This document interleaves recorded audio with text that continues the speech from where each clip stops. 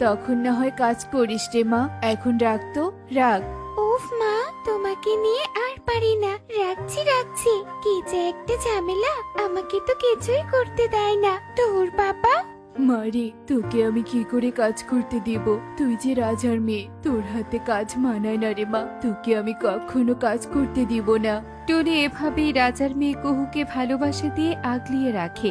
অন্যদিকে কালুর রাজ্যে টুনির মেয়ে টুকিরও আদর যত্নের অভাব নেই। টুকি অনেক ভালোভাবেই বড় হয়েছে। বাবা, আমি আর খাবো না, আমার পেট একদম ভরে গেছে। না টুকি, এই তো আর একটু আছে, এইটুকু খেলেই শেষ হয়ে যাবে। হা কর মা, বড় হা কর। টুনির মেয়েকে এত যত্ন করতে দেখে কাকুলির চোখে অজান্তেই পানি চলে আসে। তাই কাকুলি সেখান থেকে ঘরে গিয়ে কান্না করতে থাকে। আমার টুকির মতো না জানি আমার নিজের মেয়েও কত বড় হয়ে গেছে। আজ যদি আমার মেয়ে রাজ্যে থাকতো, কতই না ভালোবাসা পেত। মারে, তুই কেমন আছিস? আমাকে ক্ষমা করিস মা, ক্ষমা করিস।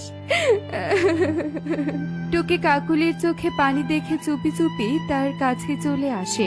মা, তোমার কি হয়েছে মা? তুমি কাঁদছো কেন? বাবা আমাকে যখনই ভালোবাসে তুমি তখনই আড়ালে এসে চুপি চুপি কান্না করো। এমনটা কেন করো মা? তোমার কিসের কষ্ট বলো আমাকে মা, বলো আমাকে, আমি তোমার সব কষ্ট দূর করে দেব।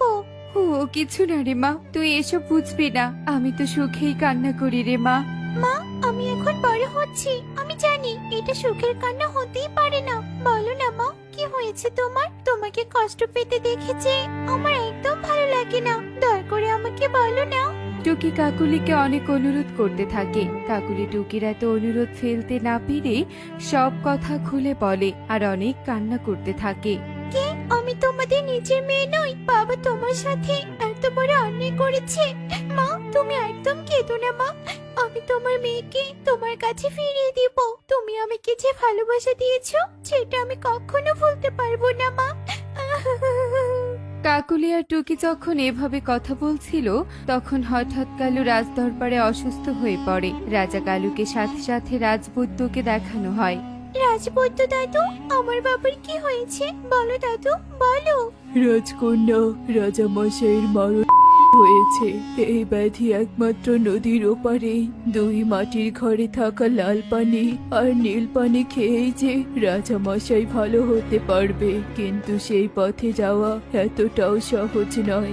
একমাত্র রাজার কন্যা বা পুত্রই সেই নদী পথে যেতে পারবে, না হলে মৃত্যু কূপে পড়ে সে মারা যাবে। রাজবৈদ্যের এমন কথা শুনে কালু কাকুলি আর টুকির মুখ মলিন হয়ে যায়। আর রাজবৈদ্য চলে যাওয়ার পর